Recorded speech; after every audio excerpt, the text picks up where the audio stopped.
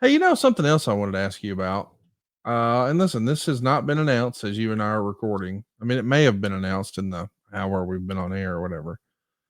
But there's a rumor out there that I want your take on because I'll be honest, it doesn't affect me or my life at all.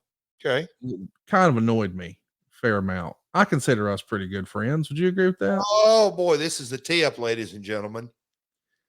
I was offended on your behalf. Okay. How in the world? I mean, no disrespect when I say this, but it's going to sound like I am. How in the world is Rock's grandma going into the Hall of Fame before the Crockett's or the Jarretts? Like from a promoter standpoint, no disrespect to the Maivias. Goodness gracious, appreciate all that they've done. Look at that bloodline. No tongue in cheek. It's an incredible resume and lineage in history. However, if we're putting promoters in, where's Jerry Jarrett?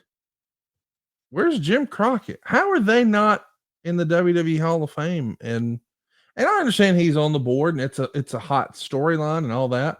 And on some level, I guess maybe I get why they don't want to put your dad in right now because you work for another promotion. I get that. But what in the world would be the reason to keep Jim Crockett out? So, Conrad, we had a quick text exchange. I'm just trying to think, but here is me percolating on this, and you're not the only one that kind of rifled off at me. Can you believe this? Can you believe that? And you've mentioned the obvious. Dwayne is on the board. The bloodline is the storyline they have going on. Yes, the Mavias, what an incredible lineage. And when you really look at everything that started the OG of the bloodline, it is a fascinating story, and they're completely deserving. But to your point of, and I'll just say, Crockett's, is Bill Watson in the Hall of Fame? No, but I understand Paul why Bosch. he's a controversial pick Paul because Bosch. I don't know if Bosch is. Let me check on that. Just trying to think of the territories promoters, and here's why I don't think they are. Yeah, Paul Bosch went in 2021. Okay, all right, so that's interesting. That's very interesting because my thought was going to be this: this is the first year without Vince McMahon Yep. having the final decision. Yep. Up until this year, he probably, in his mind, and look, we don't know his experiences. I know he had some great experiences with my father, and I'm sure he had some bad ones. And the same with the Crockett's, and the same with the, all the other territory promoters, Don Owen, and just all of it. And I know Stu Hart's got a different set of circumstances, and Geigel and Munchnick and all the Fritz was a talent. Anyway, but when you look just straight down to the territory promoters, I think the single biggest reason would be Vince didn't want him in. And it's his ultimate call. And there you have it, pal. So my gut. I don't get that. Like Jim Barnett's in. Interesting.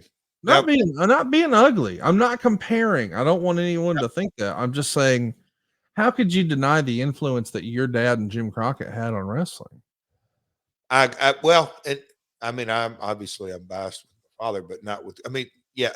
When you look at Ron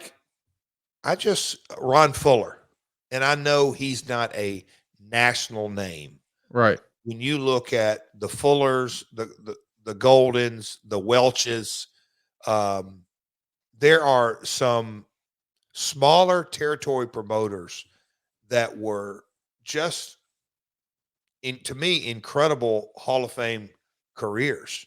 And I know Dory and Terry, fantastic talents, fantastic world champions. But their father, the promoter, I don't know if he's in. Tully's father, Joe Blanchard, he's the OG with USA Network. There is such a rich history of those territory promoters in 50s, 60s, and 70s that none of them are in, to my knowledge. And when you kind of look at the pioneers of the industry, yes, we can name, Thunderbolt is going in this year. And what a charismatic, oh my God. There is legendary stories about Thunderbolt. And we could go on and on and on, but the promoters are the ones that made it all possible in the 60s and 70s and 80s. So it just feels and don't get me wrong, I'm really glad that Rock's grandma's going in the Hall of Fame. I think it's awesome and it's great for his family. And I'm not trying to take away. I'm not trying to do the Kanye Taylor West thing or Taylor Swift thing. I'm just saying, dude, we got to advocate for Jerry to get in. I'm gonna start campaigning for that. By God, we got to start working on that. That needs to happen. That may just say that may bring you and Milliken, Mark James. Shoot, there's a couple others. Who knows? You and Cornette may be aligned on that. You never know. Of course, Cornette wants Jarrett in. Like, how could you argue that all these other people are worthy of being in the WWE Hall of Fame, but Jerry's not? And again, I'm not trying to compare resumes. I'm just saying it feels like an oversight now.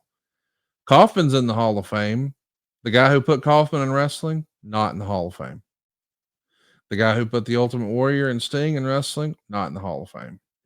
I'm just saying, you think about all the people who came through Memphis, including The Rock. The Rock just cut a promo on SmackDown on Friday night talking about how Memphis was home. No, why was Memphis home? Because they had good barbecue? Nope. Jerry Jarrett, by God, put him in the Hall of Fame next year. Let Karen accept it. Let Cody accept it.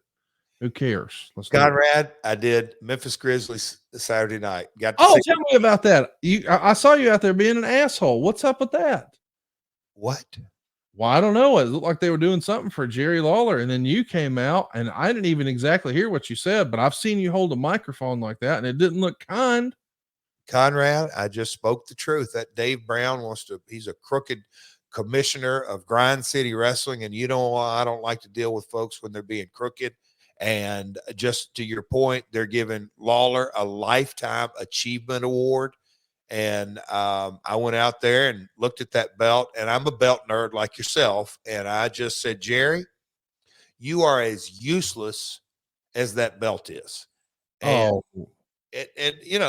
I think I said, you're as useless today as that belt is today, but something along those lines. But no, Memphis Grizzly, they have a yearly deal, and Grizz, the mascot, is the champ down there at Grind City Wrestling. But to your point, I was going to say, so I went down there. They refreshed my memory. They called it, this ties into it, my Hall of Fame year, 2018. Me and Lawler actually wrestled at Grind City Wrestling. They have a wrestling ring up on the mid-tier, but it's a 14-foot ring, and it's really cool. They got spotlights on it and cameras, so the whole arena can see it. They've produced it. They produce it very well in a kind of a running theme. And Sottenham kicked 4 guys' ass and choke slammed. And can you just do me a favor? Yeah. Next time you're going to go interrupt something like that, can we throw that graphic back up there, that photo back up there, Marcus? Next time you're going to go interrupt them, will you do me a favor and leave Dave Brown and leave Jerry Lawler alone? They're legends. Choke slam to death, guitar to death, that nothing happening son of a plumber, Dustin Starr. Okay. I mean, Dustin Starr is the guy who deserves a headshot out of those. Don't hit Jerry Lawler. Don't mess with Dave Brown. Dustin Starr, he's ready. I mean, with that head of hair, he may not even feel that damn guitar. Let's just see. Yeah, I need to crack his ass, but he's overdue. Yes, he is. He's been hanging around Memphis for 30 years waiting on a guitar necklace. He needs one. It was a hell of a night. But Connie, I had a conversation with the guy because SmackDown was in the building the night before. That's right.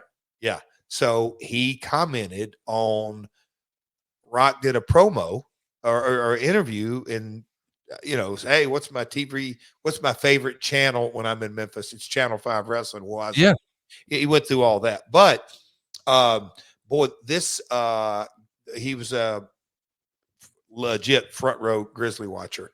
So $high seats.